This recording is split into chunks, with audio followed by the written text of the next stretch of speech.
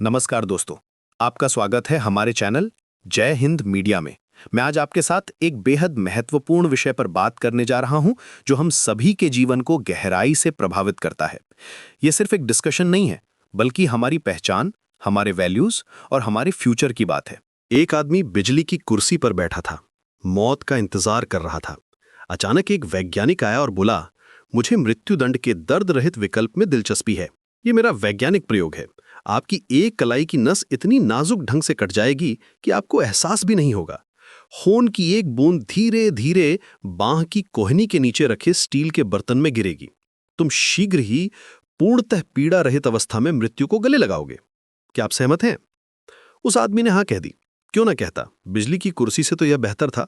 वैज्ञानिक ने उसकी आंखों पर पट्टी बांधी, फिर उसकी कलाई के पास कुछ किया। आदमी को लगा जैसे कुछ चुभा हो। फिर आवाज आने लगी, टप टप टप। स्टील के बर्तन में कुछ गिर रहा था। वो समझ गया कि ये उसका खून है, धीरे धीरे बह रहा है। मिनट बीतते गए।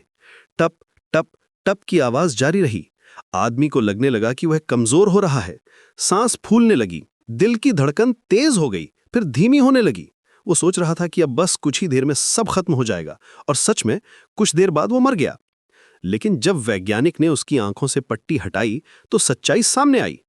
उस आदमी की कलाई नहीं कटी थी, नहीं उससे खून बह रहा था।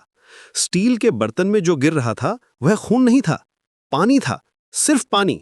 उस आदमी ने सोचा था कि वो मर रहा है, और वो सच में मर गया था। ये कहानी सच्ची नहीं है, लेकिन मनोवैज्ञानिक कहते हैं कि इस तरह से मौत संभव है।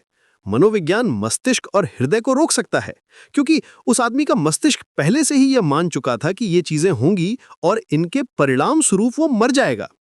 यही है मनोविज्ञान की शक्ति, आस्था की शक्ति। इसी तरह हम असफल होते हैं या सफल होते हैं। हम अपने विचारों को, अपनी मान्यताओं को वास्तविकता में बदल देते हैं।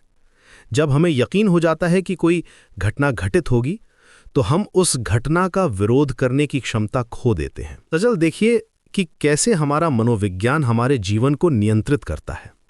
आस्था ही नियंत्रण है। जो ये विश्वास करता है कि वो असफल होगा, वो असफल हो जाता है। जो जीत की आशा रखता है, वो जीत की ओर एक कदम बढ़ाता है। डर हो या उम्मीद, जब वो सच मान ली जाती है तो वो हमारे जीवन को कंट्रोल कर लेती है। लेकिन ये साइकोलॉजिकल मैनिपुलेशन सिर्फ व्यक्तिगत लेवल पर नहीं होती। समाज में भी यही खेल चलता है। दशकों से हिंदुओं को जाति और वर्ण के नाम पर बांटा गया है। ये भी वही साइकोलॉजिकल एक्सपेरिमेंट है। हमें यकीन दिलाया गया कि हम अलग हैं, कि हमारे बीच फर्क है, और हमने इसे सच मान लिया। राजनीतिक पार्टियों ने भी यही किया। उन्होंने हमें सेक्युलरिज्म में विश्वास करने पर मजबूर किया, हमारी अपनी पहचान को कमजोर बनाया। हमें लगाने लगा कि हमारी धार्मिक एकता गलत है, और हमने इसे भी मान लिया। ये वही वाटर ड्रिपिंग एक्सपेरिमेंट है, बस बड़े पैमाने पर। हमें लगाया गया कि हम डिवाइडेड हैं, कि हम एक नहीं हो सकते, और हमने इस नैरेटिव को एक्सेप्ट कर लिया। लेकिन सच ये है कि ये सब साइकोलॉजिकल मैनिपुलेशन है। आज समय आ गया है कि हम इस इम्पोज्ड नैरेटिव को चैलेंज करें। हमें समझना होगा कि हमारी असली शक्ति हमारी एकता में है। जब हम एक साथ खड़े होते हैं तो कोई भी फोर्स हमें हरा नहीं सकती। लेकिन जब हम बटे रहते हैं तो हम उस आदमी की तरह हो जाते हैं जो सिर्फ पानी की आवाज सुनकर मर गया। भारत के सभी हिंदुओं को अब एकजुट होना होगा। ये सिर्फ धार्मिक बात नहीं है, ये सर्वाइवल की बात है। ये हमारी संस्कृति, हमारी पहचान, हमारी भविष्य की बात है। हमें अपनी मानसिकता बदलनी होगी। हमें यह समझना होगा कि हमारी डाइवर्सिटी हमारी कमजोरी नहीं बल्कि हमारी ताकत है। जब हम अपने बिलीव्स को पॉजिटिव डायरेक्शन में चैनल करते हैं तो हम इनक्रेडिबल रिजल्ट्स देख सकते हैं। जब हम ये मानते हैं कि हम एक हैं, कि हम स्ट्रांग हैं, कि हम केपेबल हैं, तो ये बिलीफ हमारी रियलिटी बन जाती है। यही है साइकोलॉजी की रियल पावर। लेकिन अगर हम आज भी सोते रहे, अगर हम आज भी इन्हीं पुराने नैरेटिव्स में फंसे रहे, तो कल बहुत देर हो जाएगी। Time is running out. हमें अब जागना होगा। हमें अपनी साइकोलॉजिकल कंडीशनिंग को ब्रेक करना होगा।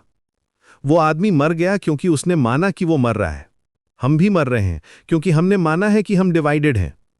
लेकिन अगर हम ये मानना शुरू कर दें कि हम एक हैं, कि हम यूनाइटेड हैं, तो ये बिलीफ हमारी नई रियलिटी बन सकती है।